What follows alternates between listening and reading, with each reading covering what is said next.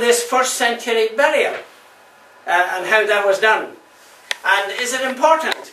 So you wonder why this would be, and I hope maybe wherever you're listening you may think about this, and it may cause some curiosity in your minds. Of course, we've been looking at the crucifixion and the Temple Mount, and where Jesus came up to Jerusalem, and there he gave himself to be crucified. He set his face as a flint towards Jerusalem. And so, sometime maybe we could look an awful lot more. There's an awful lot to see there. There is the, can't look ahead tonight, but there's the Wilson Arch. And that was something they recognised, where they would come up into the temple there. From there, this would be the Wailing Wall. And the Robinson's Arch was two new things that they came up with archaeological discoveries. You know, and that would be mainly what the Temple Mount looked like in Jesus' day, I think, with all the different... it's something we could look at sometime.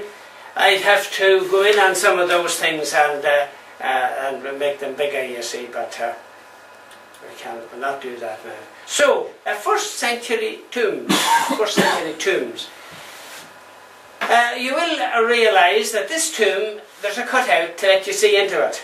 That cutout there, you see, and it's to really to let you see in, otherwise you wouldn't be able to see inside there and see the linen cloths lying on the napkin, and the way in, a narrow bit in here where they would walk in, right in, and they would be able to place the body at the back there and set it all out and place to work. High enough, because it was like a pit for working with a car. You went down into it, you see. But the doorway was, of course, very narrow there. It maybe looks better from this side, and then the stone would roll across. It would only be a rich man would have a tomb like this. The poor, they wouldn't have. They'd have a wide stone that would be narrow, and it would push in a more rougher sort of thing than that, you see. So there it is. It reminds us that Jesus was buried in a rich man. That fulfilled prophecy as well. Anyway, archaeological info. The tomb of Jesus. The Gospel writers tell us that after his death, Jesus' body was taken to a garden and laid in a newly hewn tomb. Matthew 27 verse 60. Luke and John. This is important archaeological information. Well, we hope so. Tombs from this period usually consisted of several burial chambers, which had their burial niches, places in them for to bury. And we'll think about that, you know. Cut in the side walls in which to place the body of the deceased. In these niches in the side walls, right? And also arched niches where ossuaries, chests for bones, were placed. We'll look at that later too. The fact that some women saw where the body of Jesus was laid, that's Mark 15:47, and that also after the resurrection of Jesus, the disciple John could see the grave clothes lying and the face cloth folded, John 20:5-6, indicates that the body of Jesus was laid on a bench opposite the tomb opening, because he could just look straight in and see it there, see where the body laid, right, and when they laid the body in the tomb. The truth of this information can be confirmed by archaeology, in particular by tomb architecture. Newly hewn tombs usually consisted of a simple chamber which had 3 benches around an excavated pit. You see there. This pit allowed the workmen to stand upright while working. All right. Additional chambers with loci and I quite pronounce them words, were added later, after the initial benches were removed.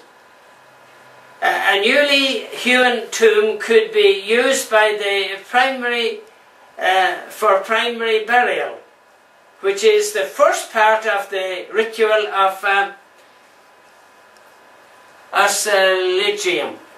This simply means that the body of the deceased, after having been wrapped in linen grave clothes, was placed on a shelf, a bench or a niche.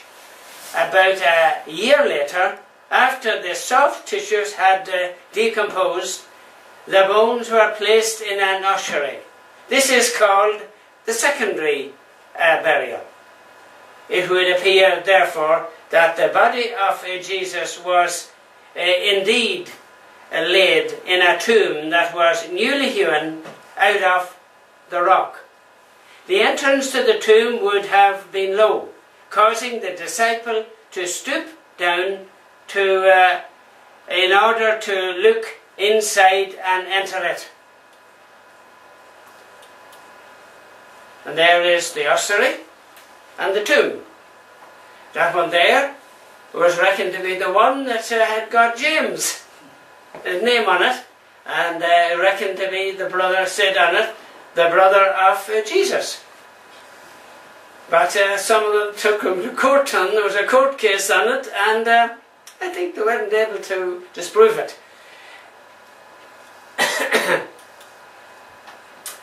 So, only a few of the almost 1,000 excavated tombs of this period in and around Jerusalem had rolling stones to close off the entrance to the tomb. This luxury was restricted to the wealthy. Usually, tomb entrances had square or rectangular closing stones. These stones fit like a cork in a bottle in the tomb opening. The narrow part fits exactly in the inner opening, while the wider part closed off the outer opening. However, the biblical record does say that the stone was rolled away, Matthew and Mark and Luke, and therefore a massive rolling stone, 4.5 feet, quite a big thing, isn't it? Or 1.4 meters in diameter, is shown in this reconstruction drawing.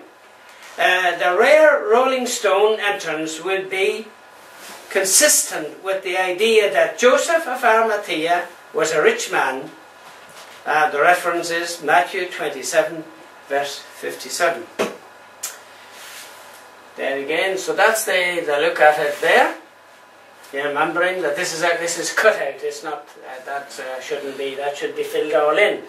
And it's just this opening here that would look in through here, the door. Right?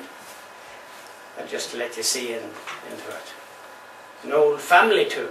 And around the family tomb there, you see these little holes. That's where they would put the ossuaries.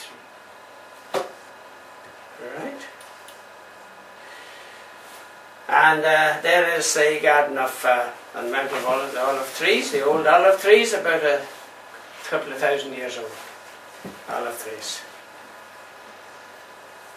Thank you very much. So that comes us to that part, the introduction.